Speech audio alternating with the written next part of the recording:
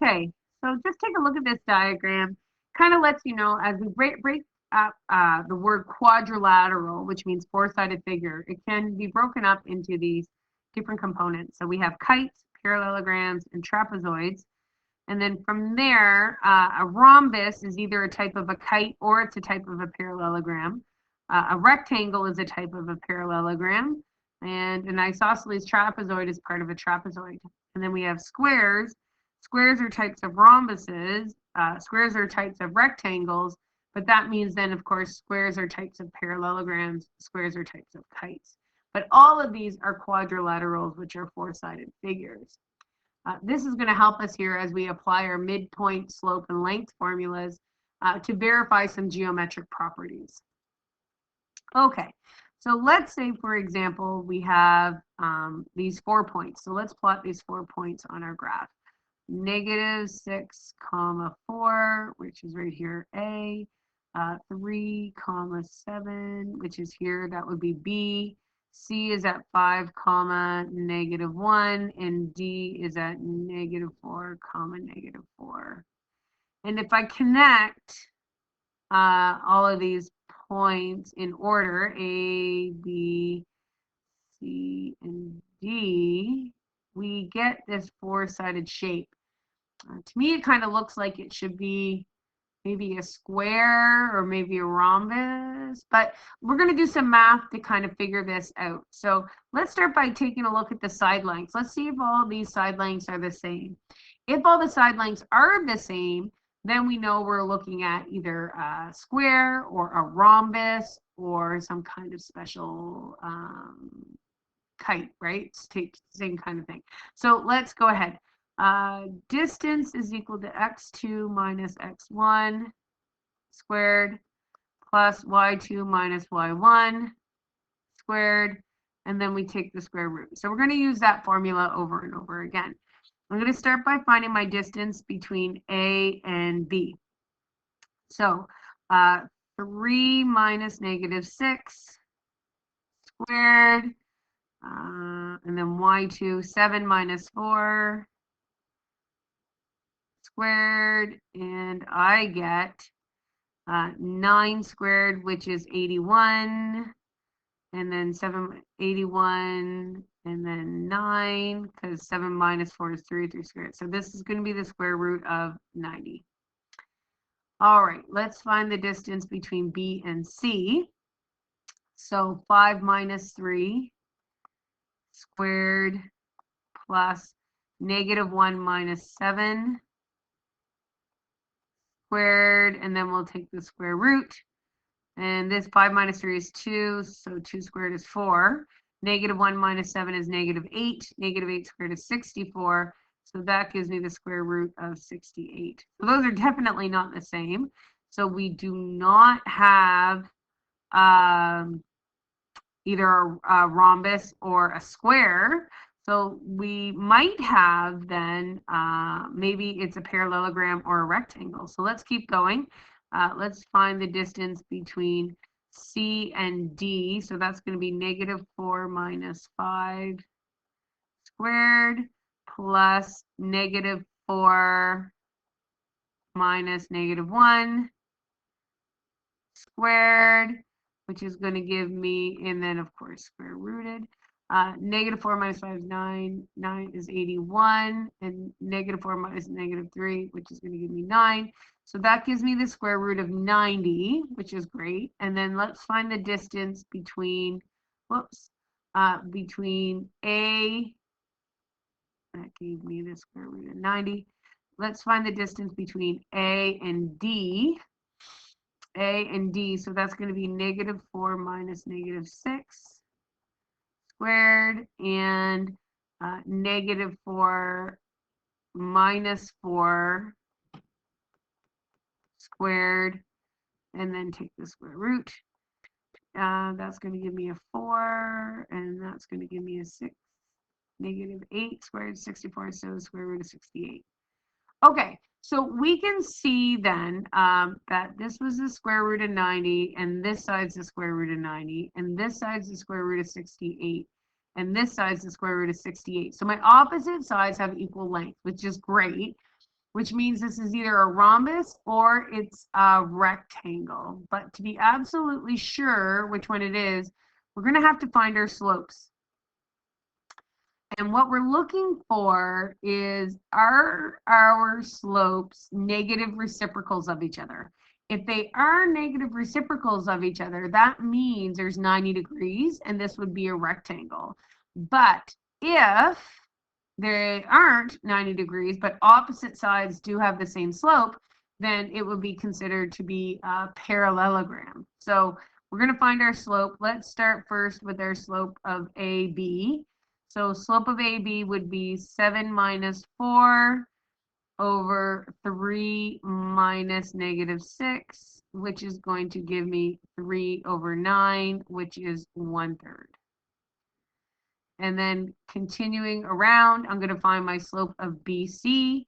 So that would give me -1 minus 7 over 5 minus 3, which is going to give me, oops, 3.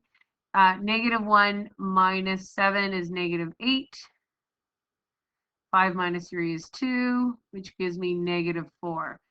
So those are definitely not negative reciprocals of each other. So we know then that this must be a parallelogram. But let's keep going. CD would be -1 minus -4 all over -4 minus 5, which is going to give me -3 over -9, which is 1/3. So notice that my opposite corners, so my slope of AB, okay, is the same slope of CD. So these two lines are parallel. So I'm going to put a couple of slashes there. Those two lines are parallel. Whereas if I find now my slope of AD, slope of AD, it would be -4 minus 4 all over -4 minus -6, which is the same thing as -8 over +2, which is -4, which is the same thing as BC. So that means this line, let me put 3 slashes there, must have the same slope as this line over here. And so, since opposite sides have the same slopes, but they are not negative reciprocals together, therefore, this shape must be a parallelogram.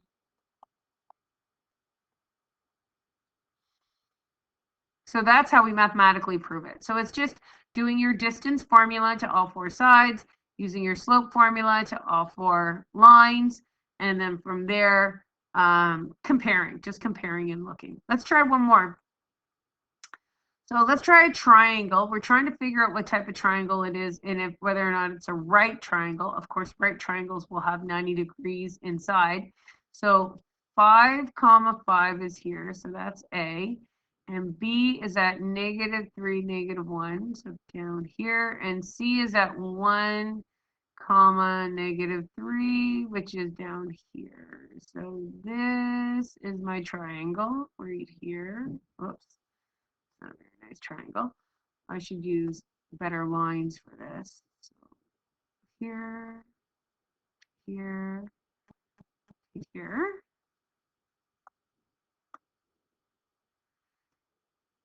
And then let's move that over there. Okay. So we're trying to classify what type of triangle it is. From there, we're going to have to use our distance formula again. Our distance formula will let us know if we have any sides that are the same length.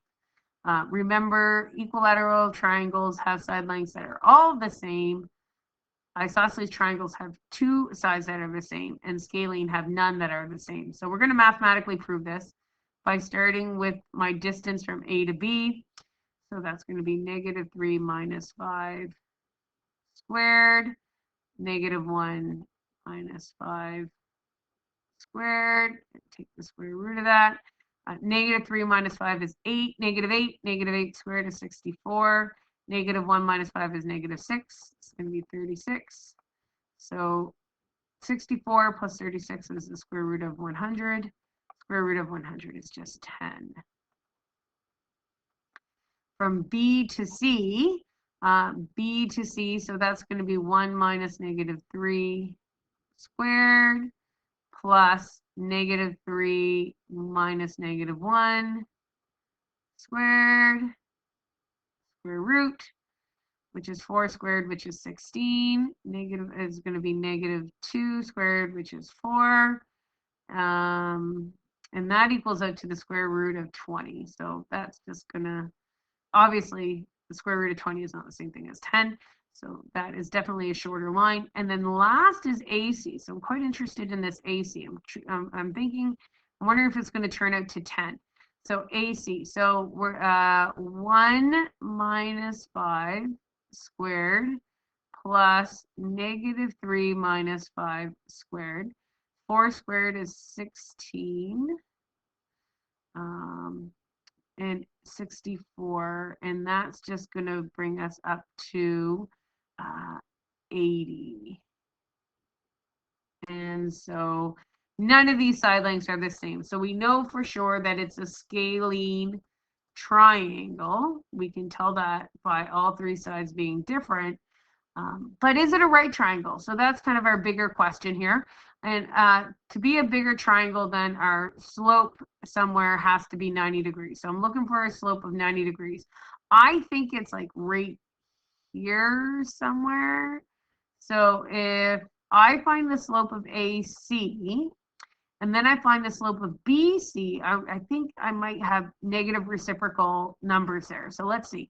AC. So that's going to be negative 3 minus 5 over 1 minus 5, which is going to give me negative 8 over negative 4, which is 2. And now I'm going to find my slope of BC. So negative 3 minus negative 3.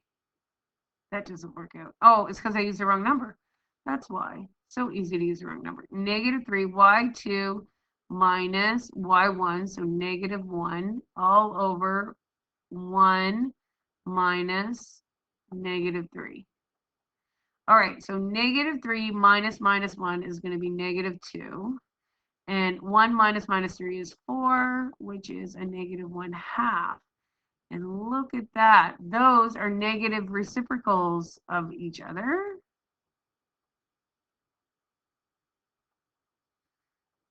Therefore, this is also a right triangle because we found that 90 degrees.